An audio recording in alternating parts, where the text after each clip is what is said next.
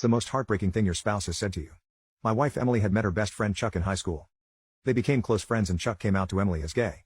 Emily was supportive. A year or so later, Chuck came out to his parents. They disowned him and kicked him out. Chuck ended up living with Emily and her parents for the rest of high school. Emily and I started dating after college and she told me all about Chuck and how close they were and how he was like a brother. I met Chuck and we got along and became friends. Chuck was a good guy. At the time, Chuck was dating a guy and they ended up moving in together about the same time that Emily and I got engaged. Emily and I got married 5 years ago now. I was a project manager and took on a year-long project in another city. I had to leave at 5:30 every morning and got home around 6:30 p.m. Emily and I talked at length about my job before I took on this project. We knew it would be a sacrifice for me to be working so much, but I was getting more money than I ever thought I would. After this project, we could pay off our student debt and start trying to have a baby. We both agreed the money was worth it since it was only a year. That year would be up in late November. In March, Chuck caught his boyfriend cheating. He was devastated. Emily immediately told him he could move in with us. I was fine with him moving in, but not happy that Emily didn't even discuss it with me first.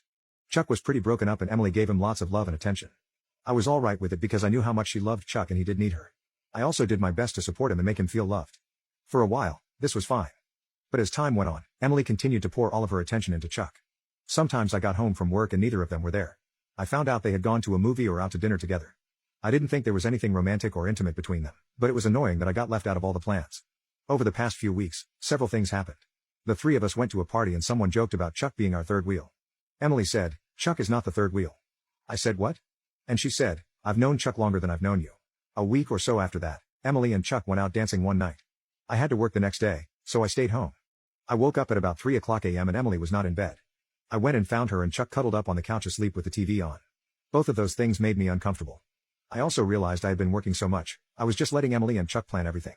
I had not planned a date night in a while. I decided I needed to be more active, so I planned a date night for last Friday.